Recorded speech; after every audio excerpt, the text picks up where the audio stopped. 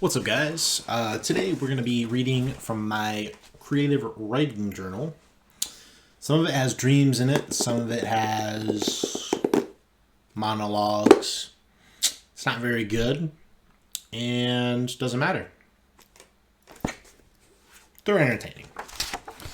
At least I hope. Don't worry, we're going to discuss every single one. In short little discussion. And if you guys have any questions, you want to comment on each story, make sure to comment below. I would love to see it and reply back. None of these thoughts and opinions are mine. Well, the views are not mine. Or I guess nothing. I write in different people's views and stuff. It's not like I don't believe any of this racist and homophobic. There's only one in here, and it's the first one. So bear with me. It's not too bad, but it is, upsetting to some viewers. So viewer discretion advised. This one doesn't have a title. We'll call it The Shack.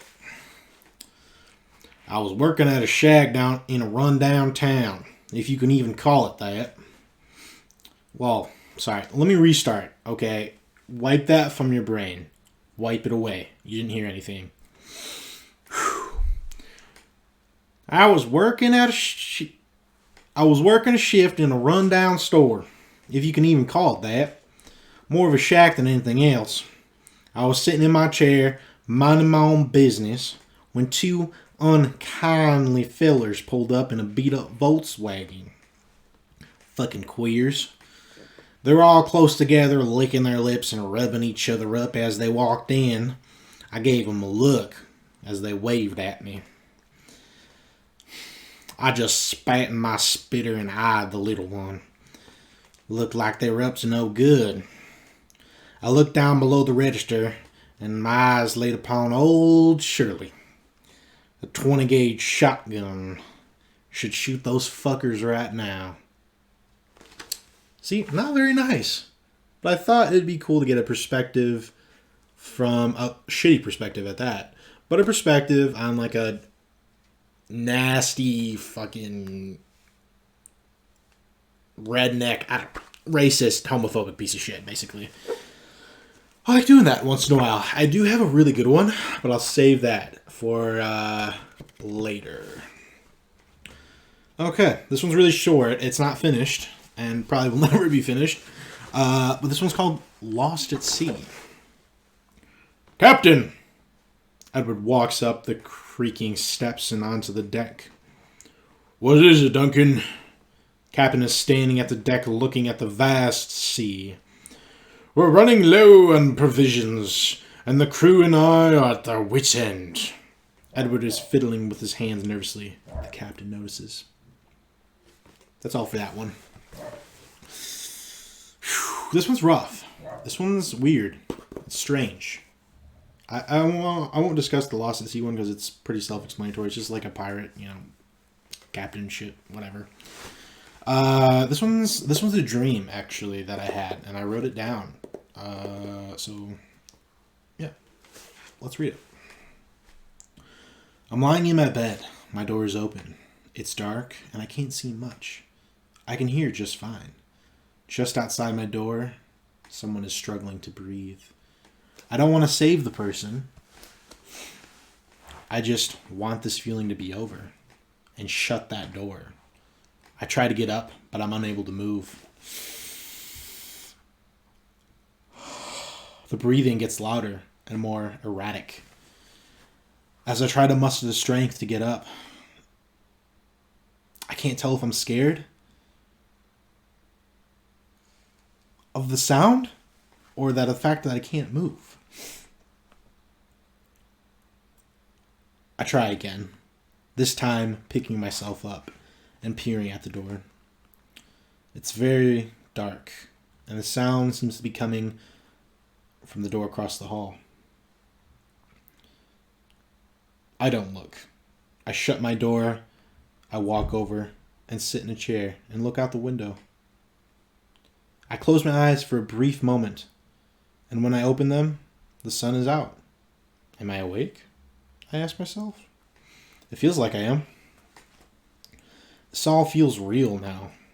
I get up from my chair, the sunlight flooding into my room, and I open the door and look through the hallway. I proceed to go into the room that I heard the noise in last night. I see my dad lying on the floor. He seems out of it. My mom is standing next to him, but says nothing. I try to ask what's wrong, but my dad seems like he's lost his mind. He keeps talking about Maggie, our dead dog. He says that Maggie's scared. And then I have this familiar feeling. The feeling of watching someone lose the grasp on reality. Except I'm on the other side. I really woke up this time. My heart is beating fast, and my dog is lying next to me. Not Maggie. I feel the urge to call my dad, but I don't. Nice. So that was a dream I had a while ago.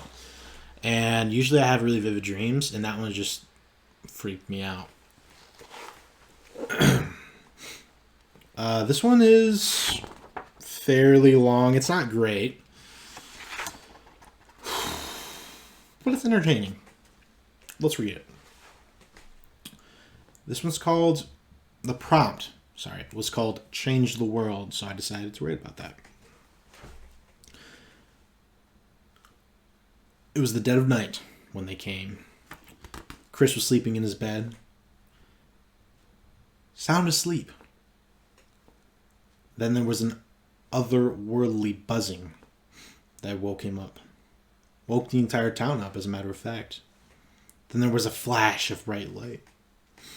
Some people thought it was the rapture. Chris first thought it was a terrorist attack. Then he heard the guttural bellows. The sounds overpowered the screams of innocent people in the streets and shook Chris to his core. Chris, still shaken, quickly put on some jeans and a t-shirt. Luckily for him, he lived in an apartment with a batshit crazy ex-Special Forces uncle who knew, or at least thought he knew, about the invasion. He was erratic when he entered Chris's room with an AR-15. Christopher, I fucking knew it. What the hell is going on? Oh, sorry. What the hell is going on, Uncle Jack? Chris stammers, still putting on his ripped jeans. Alien invasion, my boy. Fuck, I am amped, Uncle Jack said, pulling down a shade and peering outside. Grab your shirt, Bubba. We gotta hit the basement, Jack says sternly, leaving the bedroom before calling out, You've got 2 minutes.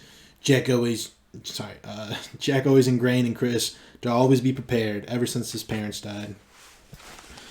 Chris puts on his tennis shoes and rummages through his closet, finding Uncle Jack's bug-out bag filled with all the necessities you need in a survival situation. Food, water, meds, rope. Then Chris goes to the dresser and opens the bottom drawer. He pulls out a combat knife, one of a kind, complete with a piece of flint and tinder in the bottom unscrewable cap. Chris's father left it to him when he died. Chris never needed to use it, but kept it as a memento. He checks his watch and figures he has enough time to check the news. He was wrong. Before he had time, to pull out the remote, Jack steps in, kitted out with a rucksack, combat gear, guns, you name it. No time for that, Christopher. We gotta move, Jack yells, reverting back to his military days. Roger that. Chris replies, putting on his backpack and clipping... Roger that, Chris replies, clipping his knife to his belt. They're out the door in exactly 2 minutes and 5 seconds. Uncle Jack made sure to write it down in his notebook. We gotta make it up the stairs, to make up for lost time. Double time, downstairs. Uncle Jack yelled already, halfway down the stairs.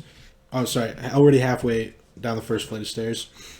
Chris followed his uncle, barely keeping up as he flew down. When they reached the bottom floor, Uncle Jack pulled out the rifle and set up by the door.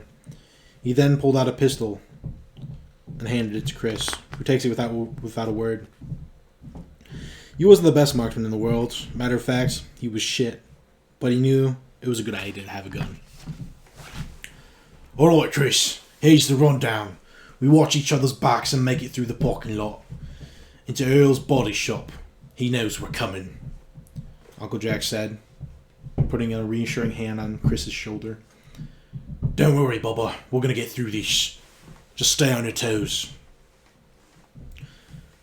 Chris just nods and takes a deep breath. They open the door and aim their guns, stepping out. At the ready, the parking lot is clear, but havoc envelops the streets as people run for their lives. I thought that one was enjoyable. It's okay, right? What time we got? We got 11 minutes. We'll end it there.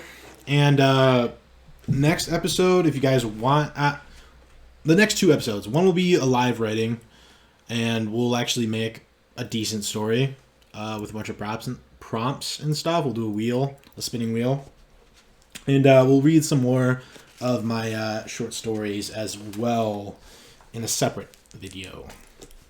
But yes, I want to thank you guys for watching and checking out my channel. If you want to see more, make sure you subscribe and hit that bell notification.